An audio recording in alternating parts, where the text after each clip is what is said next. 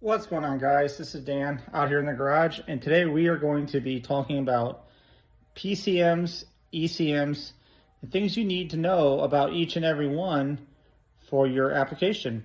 Stay tuned. So what we got here is we got my 2000 Camaro. I'm still waiting on head gaskets. Thanks, UPS. Thank you for delaying my order and making it to where I can't put my heads on this weekend, because it would have been a lovely weekend to do it.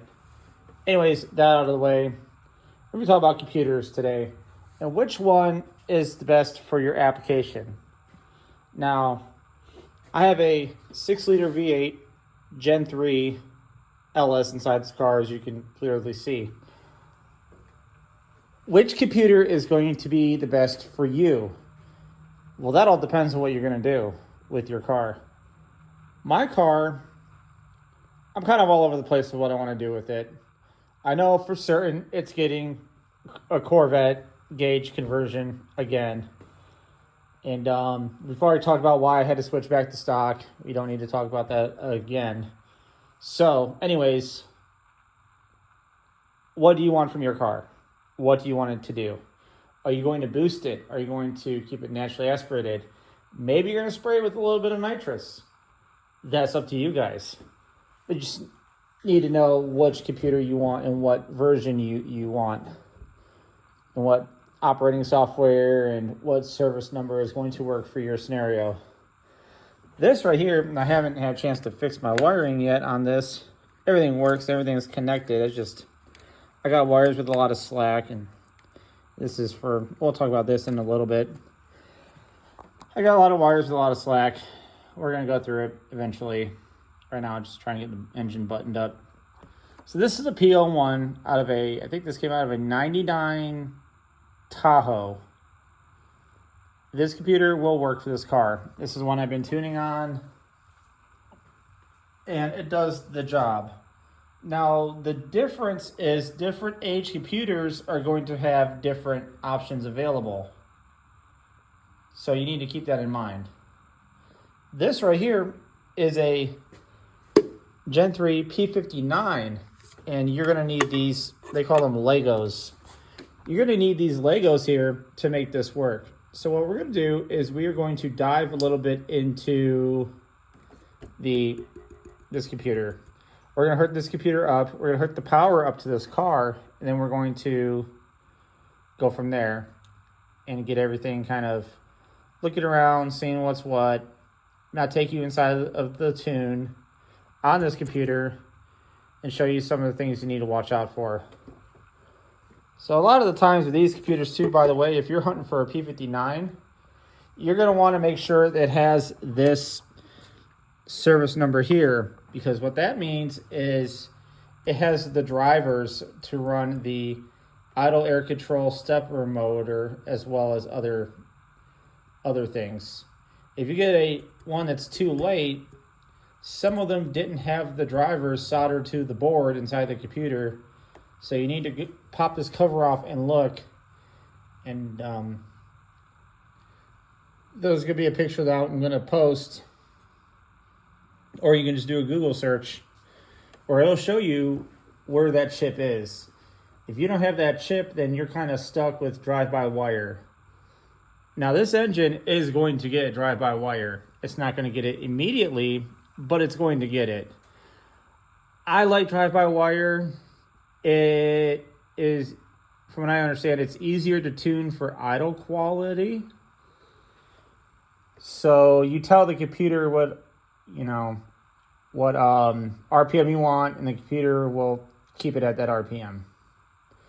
It'll automatically adjust for, if you have your AC on, if you're in drive, if you're in park, if you're in reverse.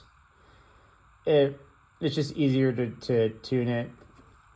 A lot of times I hear people with drive-by cable setups that have to drill a hole in their throttle body to get it to idle, and just with me, it doesn't seem like that's really an acceptable answer. I don't want to drill a hole in my throttle body just to get my car to idle.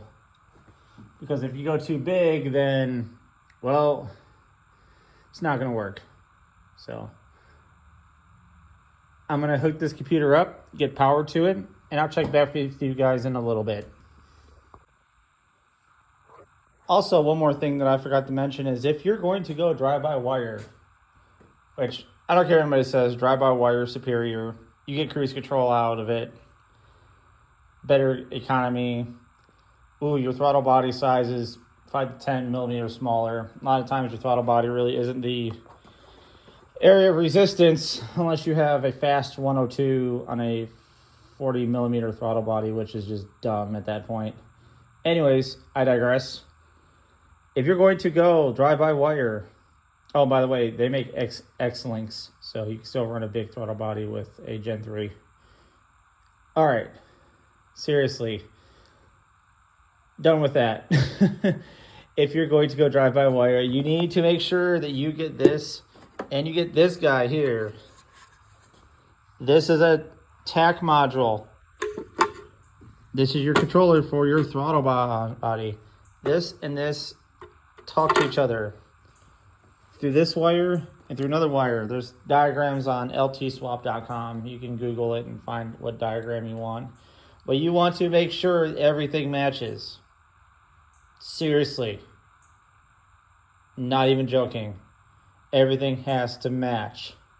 Reason being, different years of these do different things. So this right here being a P01, this was originally a drive-by-wire computer. Now, 99 to 01, I think 02s, had these, but they were plastic body ones. You gotta run a plastic body one with this right here, because the throttle body looks like a C5 Corvette throttle body, but it's inverted, and there is a difference. You can't really run a Corvette throttle body with the Tahoe version of one of these. Completely exclusive to the Corvettes. So I just want to get that out of the way. If you're going this route with a P59, this came with the same, these two came off the same vehicle. Please. They gotta match. You're gonna have headaches. Or just run a cable. So, anyways, guys, I got the ground hooked up to here. We're gonna hook up this computer, and then I will meet you inside of the car. Okay, guys, so we're in the car. We got the laptop here hooked up. I got the HP tuner screen loaded. So what we're gonna do here is we're gonna turn the car on and see what we can see with this tune that's on this computer here. Got the key here.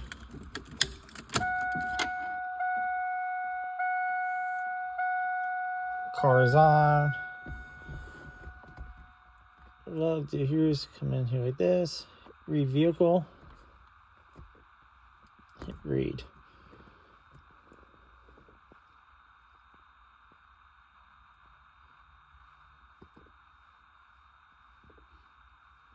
So this is going to take a little bit to read, but while this is doing its thing, so yesterday I tried to read the file for this computer, and what ended up happening was the laptop battery had died. So I had to kind of stop what I was doing and leave. So this is actually the next day. It's actually Sunday, not Saturday. But it's always good whenever you're in a garage and you're working on these kind of cars or anything newer. Actually, I don't know anything about the newer cars, but with this car here, if you have the e-brake up, it turns off the daytime running light module behind the dashboard to where you don't have an enormous draw on your battery from having your headlights on. So just something to think about too. Also, when you're tuning and writing, and the car hasn't been on for a while, especially if you're writing, you may want to have your car hooked up to some jumper cables or some sort of a 13.5 volt power supply, just so you keep the voltage consistent going to the computer. If not, bad things can happen. I think Goat Road Garage was kind of doing something to a what was it, XLRV, and he got halfway through doing an SBS tune with GM stuff, and the voltage spiked on him, and it aborted the tune, and I think he actually did brick in E67, but I'm not sure. You may want to follow his channel, by the way. He's got a lot of really good stuff for people who are learning how to tune. So yeah. Anyways, so we got a minute 56 left, and won't get there. So another thing with these cars is the steering columns. I don't know if you can see that wiggle. That's not good. So anyways, there's that. Yesterday too, I ended up hooking up my battery backwards because I'm an idiot. And I need a new radio. So I only have one speaker working. Yep, just that speaker there. The only one that's making sound.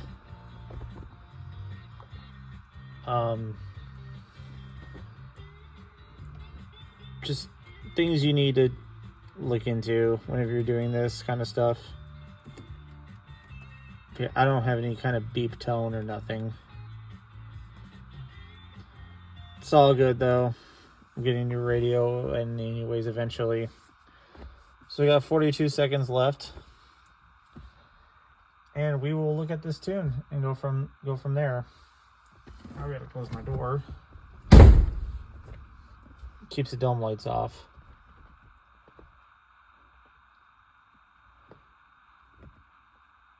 So 20 seconds left. Sorry this is taking so long.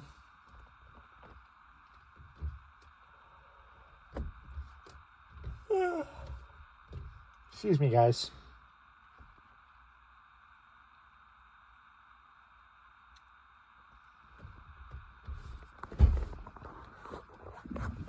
And here it is. We're going to say this as P59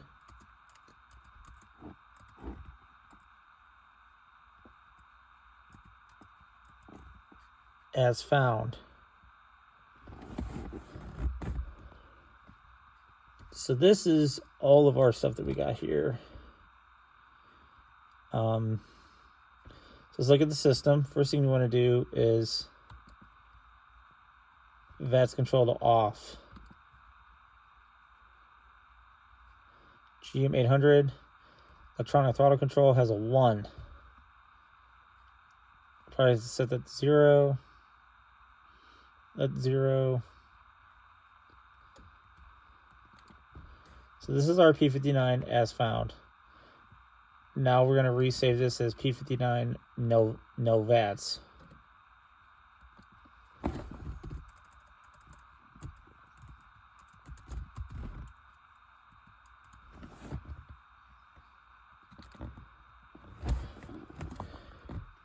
And there you have it, guys. So let's look in here just for giggles and kind of see what's what in the scanner.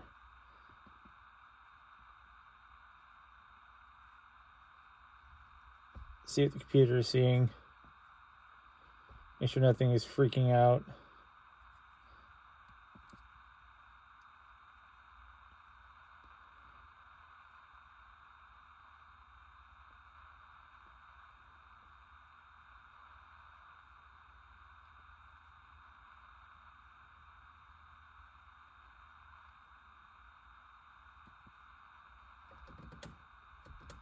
Oh, I did not know that. Okay, so it connects up to the scanner good. This thing is it's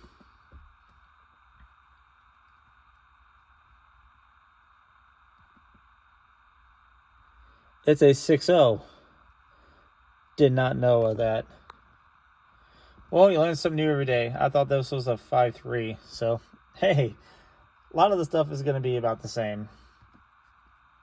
This has a general 4L60. So we'll have to do a segment swap to a 4L80 with this. Not a big deal. Okay, guys, we got what we needed. So that's going to wrap it up for this video. I need you guys to do me a favor. Like, share, subscribe, all the stuff. Check out the socials. And take care of one another. Look after one another. Be safe. Someone loves you.